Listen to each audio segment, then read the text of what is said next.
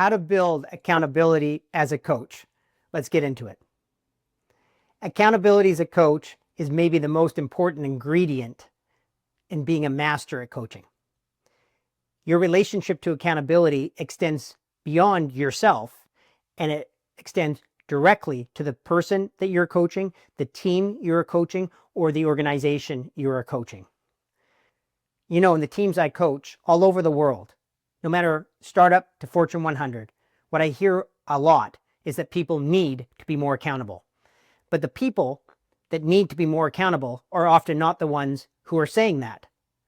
And this is one of the phenomena in leadership and in coaching that really doesn't work. And that is we expect accountability from others without looking ourselves in the mirror first. So to be accountable as a coach really means that you are 100% committed to the success of your player no matter what.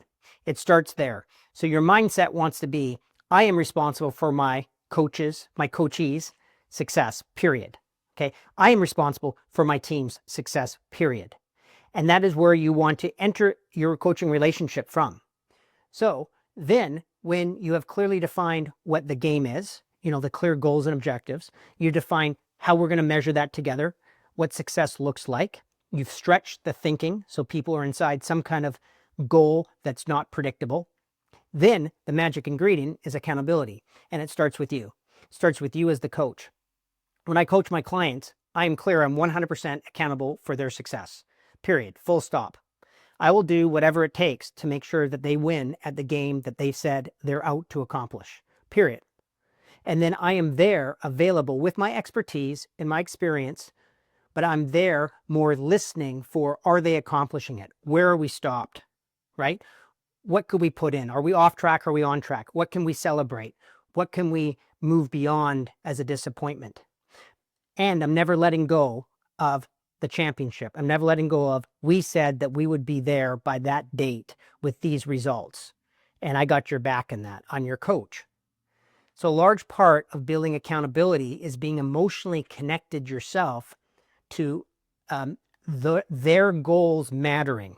See, their goals are my goals. There's no distance. I'm not separated from the people I coach. I am one with the people I coach. That's my relationship to it. Once I can hear that their goals and objectives have a logic that they're going to work on and that I can support, and we've created that foundation, now the game begins. And I'm accountable to them to make sure that I'm interrupting, stepping in, championing, whatever it takes to have the ball continue to move down the field. All right, so how you build accountability as a coach starts with yourself, starts with your conversation in the mirror with yourself. Are you accountable for the results? And you want to have the answer be yes. Now, there's lots of reasons why you might say, oh, no, I'm not accountable for their results. Don't they have to do something? Yes, they'll have to do something, but I don't care if they stop doing something. In fact, I expect them to stop doing a lot. Why? Because they don't know how to accomplish that which we said was a stretch goal. So I have compassion for people and I have compassion for myself. I'm almost always inside some stretch goal in my own business or my own development. So we got to have room for people to fail, to make mistakes, to doubt themselves, to get resigned, to get cynical. So I expect them to question the goal they set. I don't expect them to show up every day as their best selves, so perky and cheery and, really embracing life with a new success story. That's not reality. Reality is when people are at work on important goals, they're going to have serious issues with fulfilling those big goals. And that's my job as a coach. That's where I step up. All right, so building accountability starts with you. From there, you want to also deal with how will you support the people you coach, whether it's one person or a team or your entire organization. You need a cadence of communication. You need a tempo of communication. It cannot be left to be ad hoc scheduling. So what I'm really talking about here is when will you meet, who will you meet with, and how long will that meeting last, and how frequently will that meeting last? I need time to be able to sit down, review the plan from our objectives, our goals, look at the milestones, are we on track, look at the actions that are being taken, coach any questions that may come up, support any areas that we're not doing well in, and ultimately have a clear path forward for the next period of time. So as a general rule, I recommend that you go no longer than 2 weeks without some kind of formal, which could be a 30-minute, could be 45-minute, could be an hour, could be a full day. I don't know. It depends on the size of your team, if it's one-on-one or one-on-many. The point is you have something in your calendar that you're in communication directly for the purpose and outcome of coaching people to win the championship. Without that structure, and you're just waiting for something to show up, or you'll end up putting out the fires of the day perhaps, or being completely disconnected from the person that you're coaching and their day-to-day reality.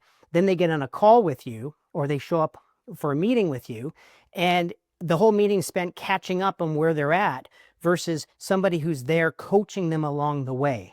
All right. So find that sweet spot of timing where, of course, you're not there holding their hand, but you are there frequently enough where you can catch where things become misaligned, or where they get disempowered, or where they're creating really great results that need a pat on the back, so that you can celebrate those things.